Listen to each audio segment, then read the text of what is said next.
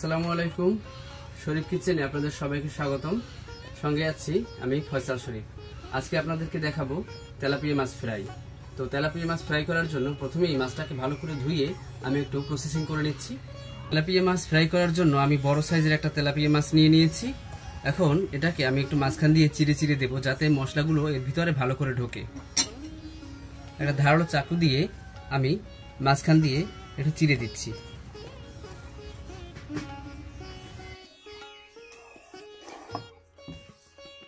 মাছটাকে আমি দুই পেঁয়াজ দিয়ে ভালো করে চিড়ে নিয়েছি। এখন মশলাগুলো এর মধ্যে খুব সুন্দরভাবে ঢুকে যাবে। এখন প্রথমে আমি মাছের গায়ে একটু লেবুর রস দিয়ে দেব। একটা লেবু মাঝখান দিয়ে চিড়ে, পুরো একটা আস্তা লেবু এর রসটাকে মাছের গায়ে ভালো করে দিয়ে দেব। আমি মাছটাকে ধুয়ে নিয়েছিলাম, এখন আবার লেবুর রস দিয়ে 5 মিনিটের মতো রেখে দেব। লেবুর রস দিয়ে মেখে নিলে মাছের গায়ে যে আষ্টে গন্ধ থাকে, সেই আষ্টে গন্ধটা আর থাকবে না। উল্টে পাল্টে মাছের গায়ে আমি লেবুর রস দিয়ে দিচ্ছি। মাছের ফুলকার ভিতরেও লেবুর রস দিয়ে দেব। ভালো করে লেবুর রস দেওয়া শেষ। এই অবস্থায় 5 মিনিটের জন্য রেখে দেব। এখন তেলাপিয়া মাছটাকে ফ্রাই করার জন্য আমি মশলাগুলোকে প্রসেসিং করে নিচ্ছি। প্রথমে একটা পাত্রে দিয়ে দেব পেঁয়াজ বাটা 1 চা চামচ, রসুন বাটা 1/2 চা চামচ, আদা বাটা 1/2 চা চামচ, জিরা বাটা 1/2 চা চামচ, দিয়ে দিচ্ছি হলুদ গুঁড়া 1 চা চামচ ও মরিচের গুঁড়া 1 চা চামচ, দিয়ে দিচ্ছি ধনিয়ার গুঁড়া 1/2 চা চামচ, দিয়ে দিচ্ছি লবণ পরিমাণ মতো। এখন এর মধ্যে দিয়ে দেব 1 চা চামচ টমেটো সস। এখন সব মশলাগুলোকে আমি ভালো করে একটু মেখে নেব। দিয়ে দিচ্ছি সামান্য সয়াবিন তেল।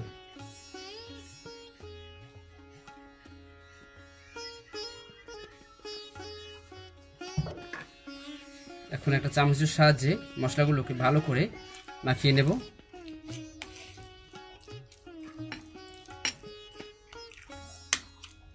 আমার মশলা তৈরি করা শেষ। এখন আমি এই মশলাটাকে মাছের গায়ে ভালো করে মেখে নেব।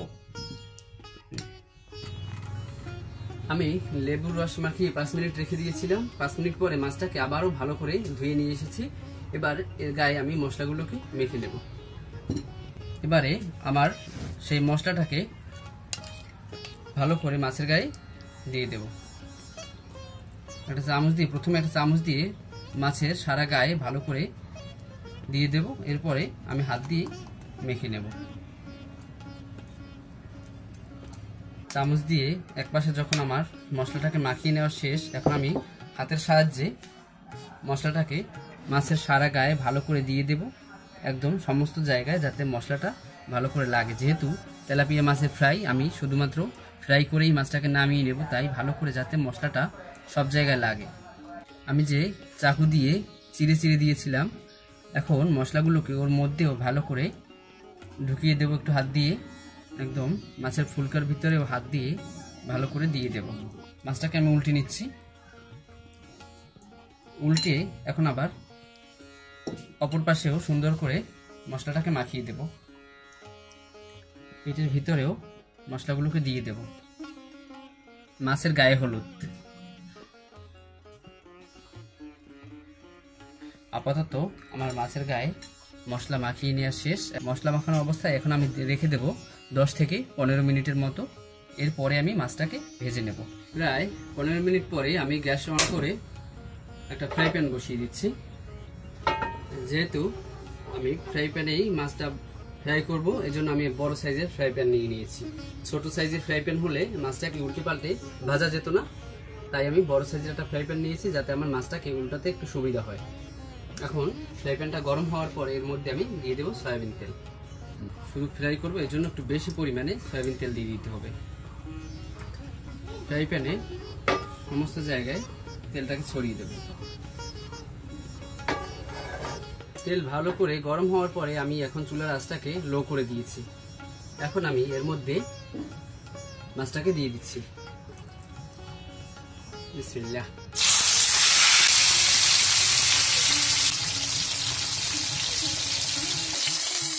মাছ দেওয়ার পর এখন ভালো করে আমি তেলটাকে একটা চামচের সাহায্যে মাছের উপরে দিয়ে দেব।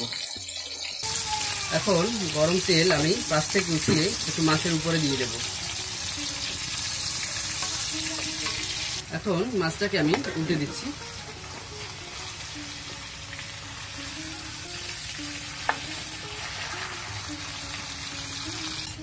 মাছটাকে উল্টানোর পরে এখন বাকি মশলাগুলোকে এর উপরে দিয়ে দিচ্ছি।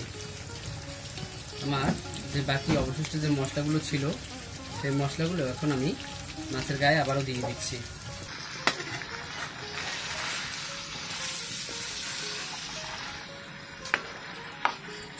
এখন এপাশেও বাকি মশলাগুলোকে দিয়ে দিচ্ছি।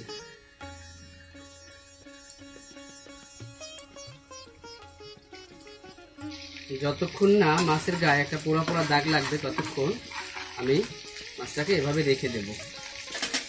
এখন পাশ থেকে তেলগুলো উঠিয়ে মাছের গায়ে দিয়ে দিচ্ছি।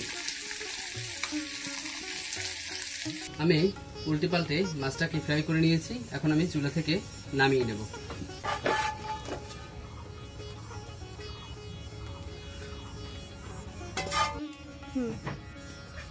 আমার তেলাপিয়া মাছের ফিশ ফ্রাই সম্পূর্ণ প্রস্তুত। এখন সঙ্গে থাকার জন্য আপনাদের সকলকে ধন্যবাদ। দেখা হবে পরবর্তীতে নতুন কোনো রেসিপি নিয়ে। সে পর্যন্ত সবাই ভালো থাকবেন। দেখি তেলাপিয়া মাছের ফিশ ফ্রাই কেমন হয়েছে। আমি অনেকটা বারবিকিউ স্টাইলে ফ্রাই করেছি। এখন একটু খেয়ে দেখি। অসাধারণ।